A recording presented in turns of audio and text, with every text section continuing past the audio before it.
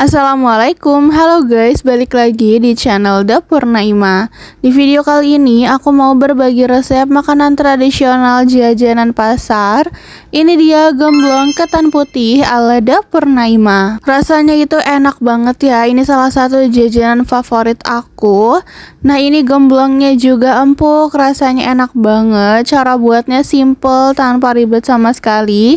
Menggunakan bahan-bahan yang sederhana juga, jadi ini cocok ya untuk dijadikan ide jualan atau dijadikan ide isian snack box.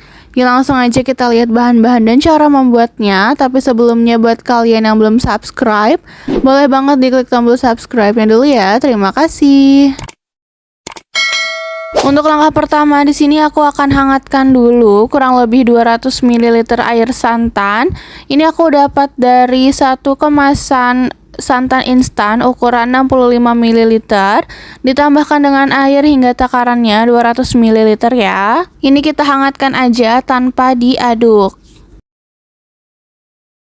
Nah ini santannya udah cukup hangat, langsung kita matikan aja kompornya dan ini kita angkat ya. Selanjutnya kita siapkan wadah yang bersih dan kering, lalu masukkan 250 gram tepung ketan putih, 30 gram tepung beras putih, dan setengah sendok teh garam. Sekarang kita aduk dulu bahan keringnya menggunakan spatula aja seperti ini hingga tercampur rata.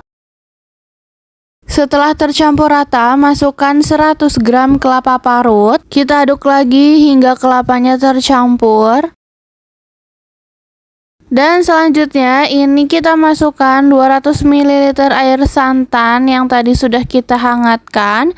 Ini dimasukkan sedikit demi sedikit ya, sambil diaduk-aduk menggunakan spatula. Kita masukkan sedikit demi sedikit dulu supaya nanti hasil adonannya itu tidak kelembekan. Tuangkan aja semua santannya seperti ini. Dan kalau adonannya udah mulai susah diaduk menggunakan spatula, sekarang akan aku aduk aja menggunakan tangan. Pastikan tangannya sudah bersih ya, sudah cuci tangan. Kita campurkan, kita uleni aja hingga adonannya itu tercampur rata. Nah sampai seperti ini adonannya itu udah tercampur dan udah enak untuk dibentuk. Hasil akhir adonannya seperti ini ya. Selanjutnya tinggal kita ambil aja sedikit adonannya. Ini aku ambil kurang lebih 50 gram ya. Lalu kita bulatkan dan bikin agak lonjong gitu ya, agak sedikit dipipihkan seperti ini.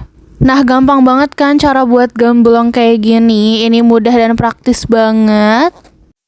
Kita ambil aja secukupnya adonan. Kalau mau hasilnya seragam bisa ditimbang. Ini timbangnya sekitar 50 gram. Lalu kita bulatkan kembali dan ini kita bentuk agak lonjong. Lalu kita sedikit pipihkan seperti ini ya. Dan ini tinggal kita bentuk aja semua adonan gemblongnya sampai selesai. Nah ini dia hasilnya sebanyak ini, jadinya itu kurang lebih 10-11 buah dengan takaran 50 gram per bagiannya ya. Kalau hasilnya mau lebih banyak bisa dikurangi aja takaran gram per bagiannya. Sekarang udah bisa untuk kita goreng. Di sini aku sudah panaskan minyak. Ini minyaknya udah mulai panas, langsung aja aku masukin gemblongnya ya. Jadi saat kita memasukkan gemblong, minyaknya jangan sampai yang sudah terlalu panas. Jadi masih hangat-hangatnya langsung aja dimasukin biar nanti gemblongnya itu nggak meletus saat digoreng. Nah kalau bagian bawahnya udah mulai mengering, jangan lupa dibalik ya. Gemblongnya ini kita goreng menggunakan api sedang cenderung kecil aja, jangan pakai api yang terlalu besar. Nah ini udah cukup ya, udah matang gemblongnya. Bisa dilihat warnanya juga udah berubah agak kekuningan. Ini bisa kita angkat dan kita tiriskan. Jadi jangan terlalu lama digoreng juga karena bisa rawan meletus ya. Nah ini gemblongnya kita tiriskan dulu. Sekarang kita akan bikin gulanya. Di sini sudah aku siapkan pan ya. Lalu aku masukkan 75 gram gula merah, 100 ml air dan 75 gram gula pasir.